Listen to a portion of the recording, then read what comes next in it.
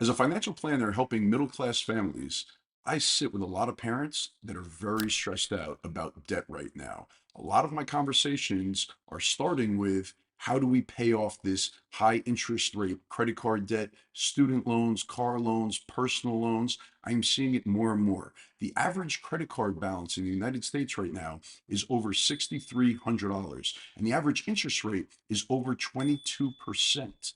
That makes it very difficult to get out of this burden. But there is a way out, and it doesn't include gimmicks or get rich quick fixes or shaming. In this video, I'm going to walk you through some common sense proven strategies to help you pay off your debt faster, smarter, and with much less stress. I hope you find this one helpful. Let's get to it. All right. Step one, it's something that I talk about all the time, probably in every single video that I create, and that is turning the lights on in your financial life. You need to start tracking your spending, tracking your net worth. It's the only way you're able to make decisions going forward is by knowing where you currently stand. So start by going back over the last 3 months. You could create a spreadsheet. You could use financial apps to pull in the data from your accounts and categorize everything. But you need to look back and see where your money goes. Make a list of all of your recurring expenses, your fixed expenses. That might be your mortgage payment, your car loan, your rent, things that are constant every single month. Then list out all of your variable expenses like groceries, eating out, spending money on your kids, things that are not the same every single month. And then create another column for what we call sinking funds, for things that only happen maybe once a year or twice a year. So like, for example, your car insurance payments, or when you travel and go on vacation, maybe you're only doing that over the summer. Come up with the amount in all of those categories and then divide it by 12. So you see how much you need to budget for each month for all of those costs that aren't recurring every single month. So you can put that money aside for it. This is really the first step. You need to understand what your numbers are. As you're going through this exercise, put an asterisk next to things that you could cut out or that you could actually reduce. Things like going out to dinner. If you have credit card debt and you're paying 25, 30% on it, and you're going out to dinner 3 nights a week, then that is obviously something that you could cut out in order to attack this debt. Getting out of debt is a mindset. You need to get super focused and have everything going towards paying off this debt, or else it just becomes very hard to get out of. And I see with many families and couples that I sit with, it's not a top priority for them at the moment. They think to themselves, I have this credit card debt, I have this interest payment that I have to make every month, but I'm able to do it. I might continue charging on the card and the balances are starting to creep up and I am getting stressed about it, but they just assume that it's a part of life when in reality it is not. You cannot become wealthy. You cannot reach financial freedom if you are constantly carrying balances on high interest credit card debt. And then number two is to come up with a plan. And the two most popular plans that exist out there are the Debt Snowball and the Debt Avalanche. Now, Dave Ramsey, he made the Debt Snowball very famous, and I really love that plan. It is a great way, step by step, to pay off your debt. So what you do is you list out all of the money that you owe people, right? Starting with the smallest balances all the way to the largest balance, and you start attacking that smallest balance. You go for a quick win. You put everything that you can towards paying off that smallest balance. So for example, if you have a credit card that you owe $1,200 on, and that's the smallest amount of debt that you have, you put everything towards doing that. You continue making the minimum payments on your other debt, but any extra money that you could throw at the credit cards, it's all going towards that first one. And then you snowball it. Once you pay that off, now you take all your excess money and you go ahead and you attack the second debt. I do love this plan. So many people have gotten out of debt using it, and I do think that it's great. The other one is the Debt Avalanche. And the only difference with this one, instead of attacking the smallest debt first, you are attacking the debt with the highest interest rate.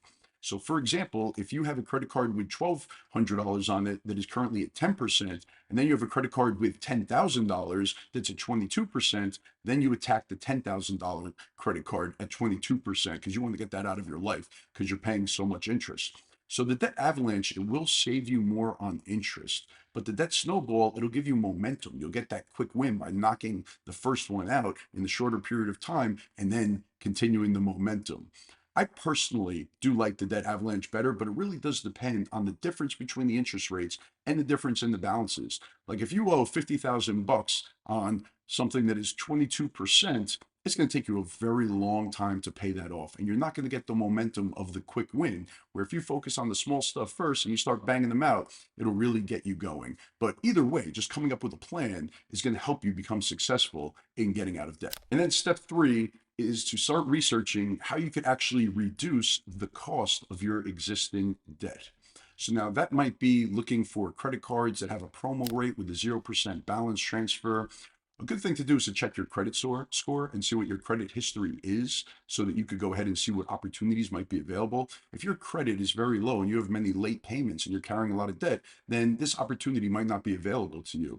But if you just find yourself in a situation where something happened in life and you're carrying a credit card balance, but you pay your bills on time and you have good credit, then this might be available to you. So doing a balance transfer, the things you have to be careful of is they're going to charge an upfront fee. And maybe it's going to be 4% of the balance transfer. But if you're paying 22, 25, 30%, then in my opinion, it's going to be worth it.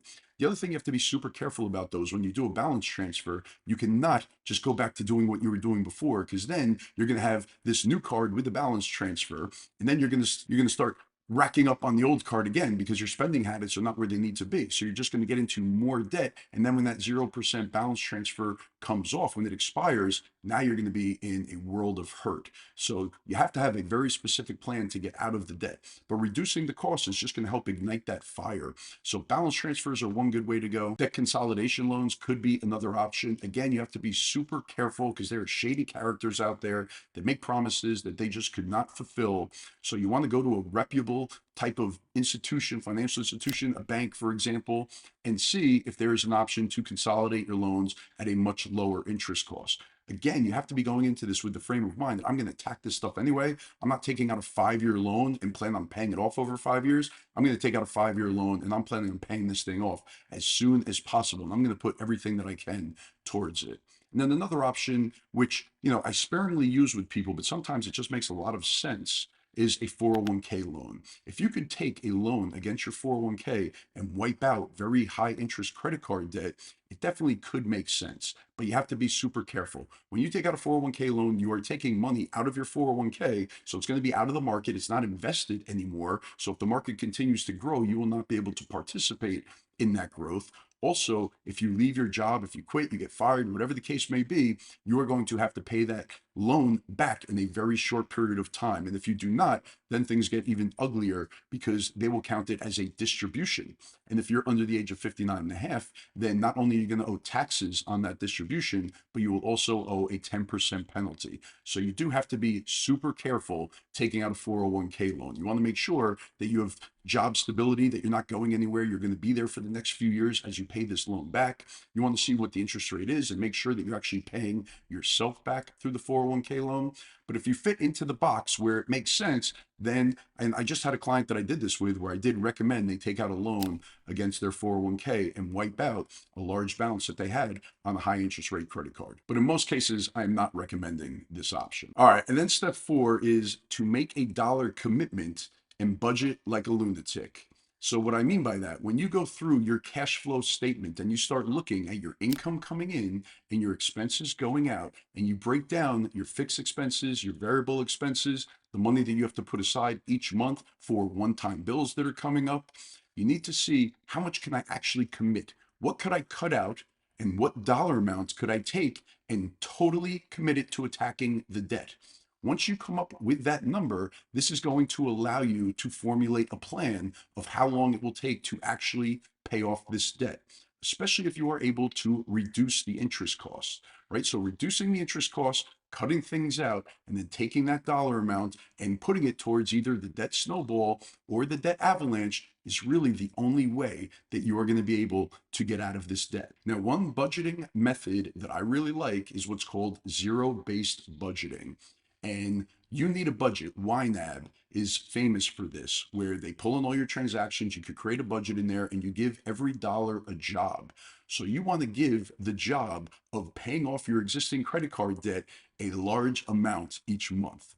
So every dollar gets a job. You're putting it towards something, right? And any money that's left over, that money's job is to get you out of this shit cycle that you're currently in of being in consumer debt. Another budgeting tool that people use and find very helpful is the cash envelope system. And it sounds very antiquated and old and, for 20 years ago, but it does work. So if you know exactly how much money you want to commit towards going out to dinner, spending time with your family, on travel, on things like that, then Put cash in an envelope. When you run out of that cash, then you're done for the month, right? If you put $100 in an envelope for dining out for that month, if you use it in the first couple of days, then that's it. No more. It does work. It is a good system. It keeps you very focused and it keeps you tracking everything. So either one of those are going to help you get clarity into how exactly you are going to pay off this debt. And then step 5 is the mind shift. It's the focus. It's the intensity that you want to pay off this debt. It's thinking of anything you could do outside of the box to accelerate this. If that means selling old crap that you have in your house on eBay, or getting a side hustle where you could make a few extra $100 a month to go ahead and pay off the debt, start focusing on these things. I love the idea of taking a list of all of your debts, writing them out with the interest rate next to it. So the card that you have, the balance of the personal loan, the balance, the interest rate, listing them all out from smallest to biggest and posting them on your workstation, on your wall, wherever you spend the majority of your time every day, so that you're constantly focusing on this and thinking of it. And your life is going to be so much better on the flip side that it is so worth it. But it's painful. There's no easy way. There's no gimmick. There's no simple way to just get out of debt. Right? What you need to do is you need to figure out why you got into the debt in the first place and then come up with the solution. How do you actually save money every month and put it towards getting out of the debt? And once you figure that out and you do actually pay off the debt, then what you're able to do is take that money and put it towards a different goal, right? And that might be retirement savings, college savings, emergency fund, all the things that are going to make you feel more financially secure going forward for the rest of your life. And now create a projection. Like I do this using Right Capital, my financial planning software. When I'm working with clients, we will create a projection. Once we figure it out, income versus expenses, how much money can they commit? Is there any extra money that we could get? We start putting a projection together of a timeline. How long will it take to pay off the first card? How long will it take to pay off the personal loan, the car loan? How long does it take till we get to the end of this? And sometimes it's discouraging. It might take, 80 months, for example, before you're out of this debt. And that's a long time, right? But what it does is it really gets you fired up and going, because now you have the challenge. Can I do it in less than 80 months? What do I have to do to make it in 5 years? What if I want to pay this off in 3 years? What does that look like? But you need to start somewhere and you need to have clarity so that you're realistic with all this. Because if you don't do anything, then it's just going to go on forever. And you're always going to feel like you're behind and you're not saving for retirement and you're living paycheck to paycheck. And nobody wants to live that way. So bottom line, you don't have to be stuck in debt. You just have to change the way that you're currently operating on a financial basis. And like I said before, it's not easy, but if you're intentional, if you focus everything on it, it is definitely possible that you could go ahead and do this in your own life. If you even want to shoot me an email and keep me in the loop and I could hold you accountable and tell me about your wins and what your plan is and how you're going to go ahead and do it, I promise I will respond to you. All right, everyone, that is it for this one. I hope that you found it helpful. Please check out schoolofpersonalfinance.com. Like I said, shoot me an email. You can find my email address right through my website there, and I will see you again in the next video. Thanks.